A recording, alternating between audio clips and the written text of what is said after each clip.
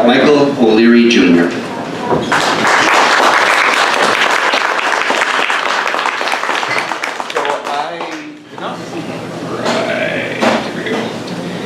In March of 2010, Octavio Luis Sanchez should have died. His life should have left him with his blood, his left arm, and most of his lower half in a weedy ditch in Iraq, killed in action by an improvised explosive device. That had not happened. He had been bundled up, stabilized in a NATO trauma center, and evacuated to Germany. In addition to severe blood loss and a triple amputation, his eardrums were destroyed. Burns covered 80% of his body, including his face to such a degree that what remained of his eyelids was sewn shut. Pinpoints of light danced where the sutures couldn't stretch the skin over his eyes. He bit his tongue off. On the flight to Landstuhl Regional Medical Center, in a drug-induced catatonic state, he decided to die. At that moment, his conscious mind faded, but something intervened. A foreign barrier erected itself, stopping his slide into the unknown. He was somewhere else. His first impulse was to believe he was having another lucid dream caused by the trauma and morphine. Perhaps he was not as close to death as he thought. He found himself standing in the backyard of his mother's house in Tulsa, Oklahoma on the day he was to be deployed.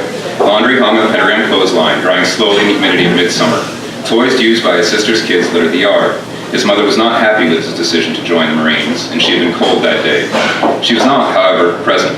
Instead, an old man wearing a blue suit stood beside him, considering the laundry. He was an albino with the features of a black man. In his hand was a frayed copy of a book. He turned to Octavio and said, "My name is Clarence Elpis."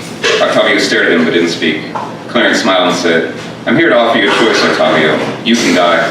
You'll join your father, perhaps, and your stillborn brother in heaven, provided you receive your last rites. But you have something inside you." Clarence put his hand on Octavio's chest. "And it would be a pity to join them before you unlock what is in here." Warmth radiated from Clarence's hand. Despite the drugs, Octavio was very aware of the damage to his body. A heavy lead blanket dotted with tiny spikes was laid over him, including the parts that were no longer there. Even standing in the stream, he could feel it. That weight lifted. The spikes withdrew. For a moment, Octavio felt like himself.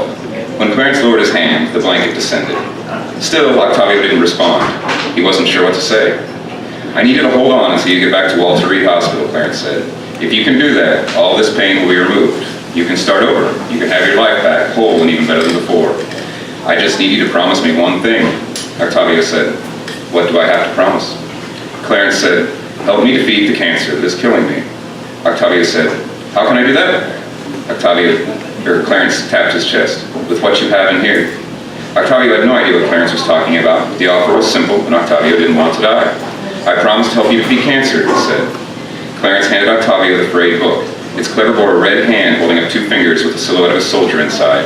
As soon as Octavio touched the book, the dream froze. His will returned and he resolved to live long enough to reach Walter Reed.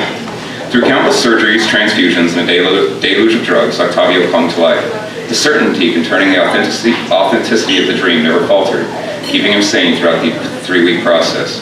When he arrived at Walter Reed Medical Center in Pennsylvania, he was transferred to a private facility in Des Moines, Iowa. There, someone removed the sutures from his eyes and applied a lubricant to prevent them from drying. Blurrily, he saw he was in a medical lab. It reminded him of the dentist's office. Clarence was standing before him holding a cardboard sign that read, "Wake up." Octavio did. Both he and Clarence kept their promises.